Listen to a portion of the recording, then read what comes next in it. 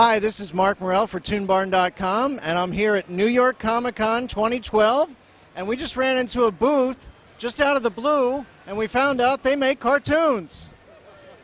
Can you guys introduce yourselves? Sure, my name is Pat Giles. And I'm Manny Galán. How are you? Nice to meet you guys. We like anybody who makes cartoons, but this one in particular is very interesting. Can you explain what Cartoon Lagoon is? Well, Captain Cornelius Cartoons Cartoon Lagoon is kind of an homage to Saturday mornings of days gone by. It's a puppet show with three little characters that kind of swim through this lagoon where all these old cartoons get abandoned and forgotten, and all this debris from the past, the Rubik's Cube, Shogun Warriors, action figures, etc. Everything we loved growing up kind of ends up in this lagoon. It's kind of like a depository of all these like wonderful pop culture debris.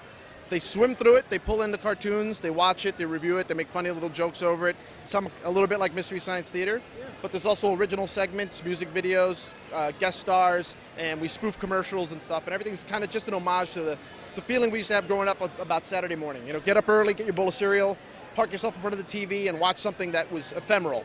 Right. Now, what kind of guest stars do you have? In the first volume, we have Butch Hartman. He's in a couple of skits. He's the creator of Fairly Odd Parents and Tough Puppy at Nickelodeon. And the musical guests are the Gregory Brothers, which are they're a viral phenomenon from a few years back with Bed Intruder, and they do auto-tune the news. And we also have 5 Gabe Swore shorts and the Life in the Analog Age. We also have a short film by Mike Carlo, a super jail director. So it's an all-star cast. Where can people find this cartoon? Well, we debuted here at Comic-Con, and apparently Comic-Con's forcing us out, but we debuted here at Comic-Con this weekend, but in 3 weeks, at the end of October, I think this October 23rd. October 23rd is our official DVD launch date on Amazon, but we debut next week at Tribeca Cinemas during the New York Television Festival. We have 2 nights prime time, 8:45 show, Monday, October 22nd, or Wednesday, October 24th at 8:30, Tribeca Cinemas. That's very cool.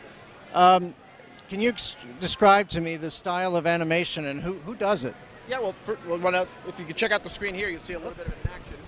There we go. And it all started, we originally wanted to make it hand puppets, but I had to build the submarine in my basement and realized if I needed to make it to scale for hand puppets, I'd never be able to get it out of the house. So we ended up making puppets that were around 8 inches tall, and then unfortunately they weren't as expressive in the face. So we ended up kind of using a technique we tried using it back in Nickelodeon about 6 years ago, where we tried to map 2D animated faces to a moving puppet. And underneath their animated features, there's a series of pins that act as tracking markers. So we shot all the puppets, edited it all together, and then afterwards we mapped all the faces to it. That sounds like a lot of work. It is, and I would really like to go to sleep now.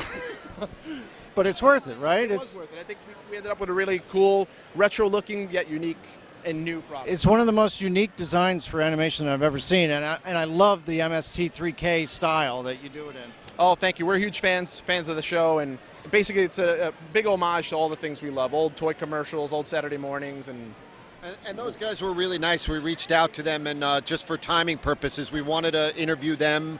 We wanted to have our puppets interview them, but we're hoping we're going to hold them to doing a voice in the Volume 2, which they're going to do. So that'll be really nice. We spoke to Bill Corbett and Kevin Murphy, who were Tom Servo and Crow T. Robot, and we have some roles written in for them in future episodes. So we're hoping. Now, the cartoons that they review, do you have to get special licensing for that? No, all these cartoons are public domain. So we made a deal with a distributor and got their original prints, their original masters. We digitized them, and we just cleared it ourselves with our lawyer and put it out. That's really cool. Public domain. If you had to describe this to people, and do you guys have like Twitter accounts or Facebook accounts or anything like that? Yep, we are CartoonLagoonStudios.com. Go there. We have a blog and a Facebook feed that you can get, and trailers. We're releasing little skits as we go along from there, but CartoonLagoonStudios.com. We post several times during the week, and our Facebook is constantly being posted on, so all our activity and production blog is on there. That's great. That's great. It's really a pleasure to meet you guys, and good luck to your cartoon, and I'll see if ToonBarn viewers will be seeing that in the future. All right. Goodbye from ToonBarn, and goodbye from New York Comic Con. Thank you. All right. Dude,